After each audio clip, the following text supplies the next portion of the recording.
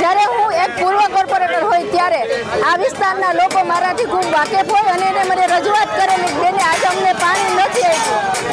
તો આ લોકોની જે એક ખોટી માનસિકતા છે શાસકોની કે ભર ઉનાળે પાણી કાપ મૂકે છે ત્યારે એક ખૂબ દુઃખની વાત છે કે આ લોકો સ્લમ વિસ્તાર છે, આ લોકોને કોઈને પાણી 100 રૂપિયાની ટાંકી નાખવી પરવડે એવું નથી. ત્યારે મુખ્યમંત્રી 2 દિવસ પહેલા આવે છે, પાણી પુરવઠા મંત્રી 2 દિવસ પહેલા આવે છે અને જાહેરાત કરે છે કે રાજકોટ પાણીથી તરસ્યું ક્યારેય નહીં રહે. એના 2 દિવસ પછી કાપ મૂકે છે. તો હું આ શાસકોને અને સરકારને પણ કહું છું કે જો તમે પાણી પણ પૂરું ન પાડી શકતા હોય રાજકોટને તો તમને સત્તા ઉપર રહેવાનો અધિકાર જ નથી. તમે રાજીનામું આપી દો અથવા તો લોકોને પૂરી સુવિધા આપો. મારા ઘરમાં મારી ફેમિલીમાં 5 છોકરા બીમાર છે. 5 છોકરા સિવિલમાં દાખલ કર્યા હતા.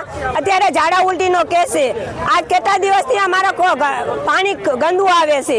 બોર શીખે અમારા ઘરમાં બોર છે, બોરમાંય ગંદુ પાણી આવે, સંડાસનું પાણી આવે. તો અમારે આ બીમારીથી અમે થાકી ગયા છે. તો અમારે શું કરવાનું? રજૂઆત કઈ રીતે અહીંયા આવ્યા હતા સાહેબો લોકો સભાએ, તોય કાંઈ ધ્યાન દીધું નથી. અત્યારે હાલાકી બહુ જ ખરાબ છે. અમારે પાણી વગર અમારે હાલે એમ નથી. તો અમારે પાણી વગર શું કરવાનું?